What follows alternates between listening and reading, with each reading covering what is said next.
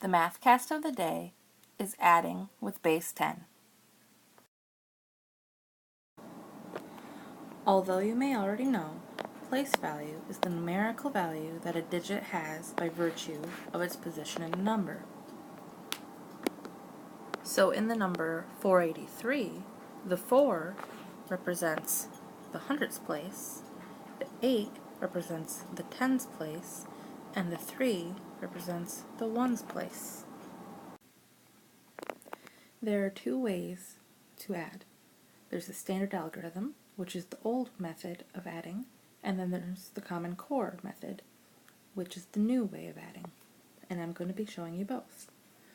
With standard algorithm, you have the 149 plus the 85.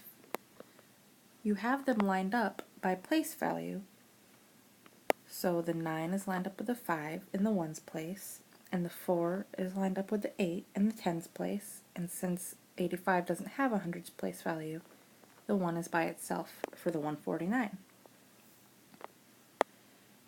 So you add the like place values. You have 9 plus 5, which is 14, and the standard algorithm says to carry over the 1, so you add it up there. And 8 plus 4 is 12, plus 1 is 13.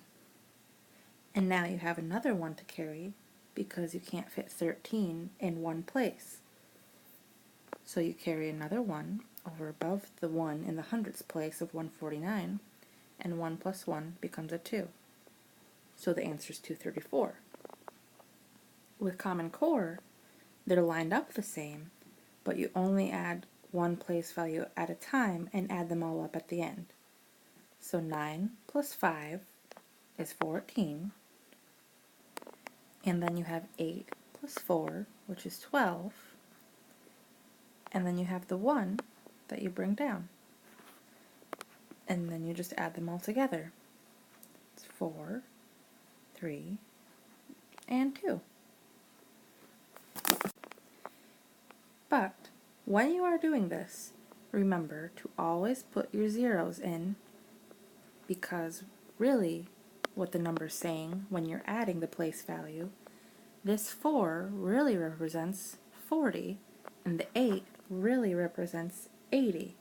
Just like this 1 in the hundredths place really represents 100. So you have to make sure that you have the zeros in there to represent their real place value with Common Core.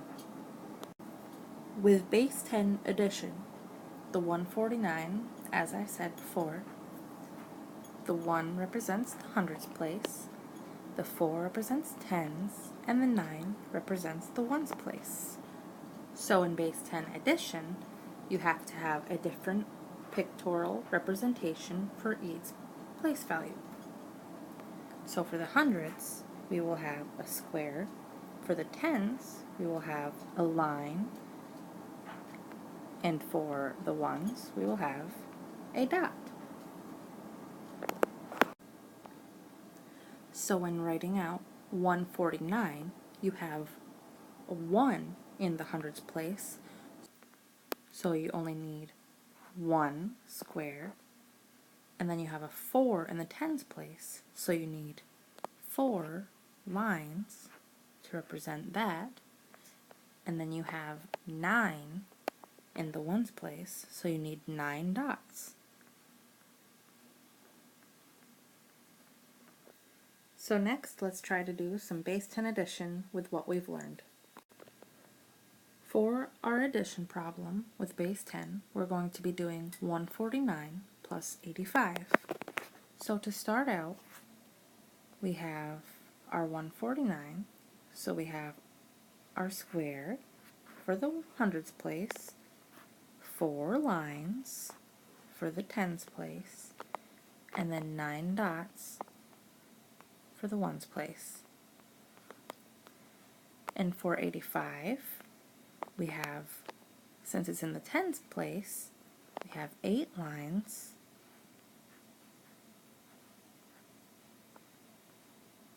and then we have 5 dots.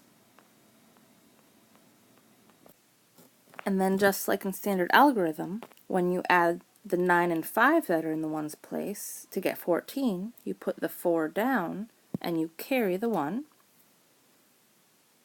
And with base 10, you regroup 10 of the ones place dots and carry them as one bundled group into the tens place. So then the picture would look like this. You would have one square because the 1 in the hundreds place stayed the same, and then instead of having 12 lines representing the 4 and the 8 altogether, you would have 5 on top with 8 still on the bottom. So you would have 13.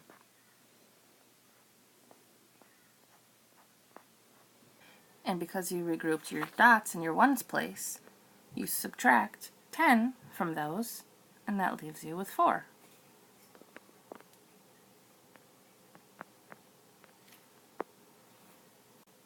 Next, you have to regroup your tens place. So just like in standard algorithm, where you add the 8 and the 4 to get 12, and then add one more to get 13, you drop the 3 down and carry a 1. So you do that in your base 10.